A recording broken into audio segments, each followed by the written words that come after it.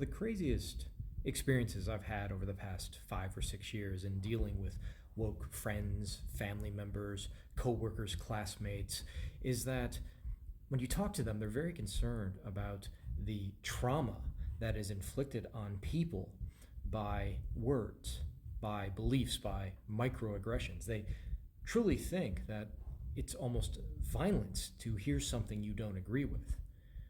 And that's crazy enough. But then when you talk to them more, you realize that I think this is the right word. They absolutely encourage casual sex.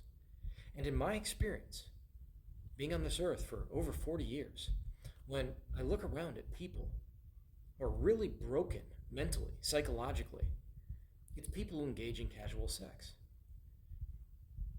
I think that vitiates the human psyche far more than the opinions and words and quote unquote microaggressions of other people. Everyone I know who engages in casual sex essentially has extremely low self esteem. And then they swing to inflated pride when they score. This is true for men and women. And then it's followed by the cycle of dejection and feelings of rejection. Not to mention the the feelings of stress and anxiety over potential STDs or unwanted pregnancies.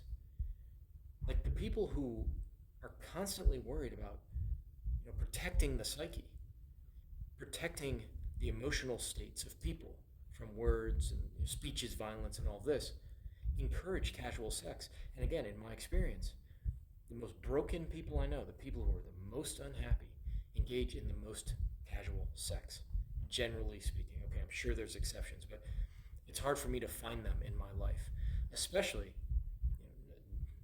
if I'm brave enough to say it among women. The women I know who engage in casual sex are really, hurting psychologically. I don't say this to judge them.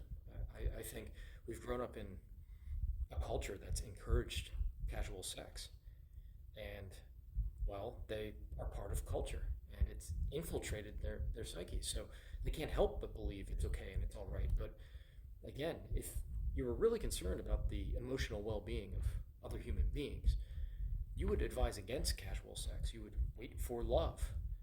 You would wait to find somebody you really truly care about. And well, the woke don't do that.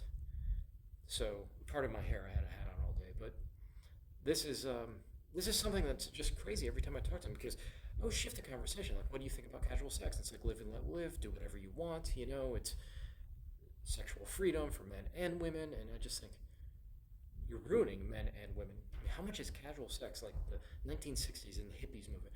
How much has that ruined certain communities in this country? How much has that ruined certain numerous people's lives? Just go out and have sex with whoever you want. It's ruined children's lives. It's ruined. It's kind of ruined the discourse, the way we talk about things. It's too open. It's too open. There's too much of it. I think it can be too stultified. It can be too sort of prude. Maybe the 1950s is that way, but that swing to where we are now, the swing from like being too prude to where we are now, this libertine, ribald, gross, grotesque focus on sex, over sexualization, always talking about sex, people oversharing. That's too much. I agree, it was too prude for too long, fine.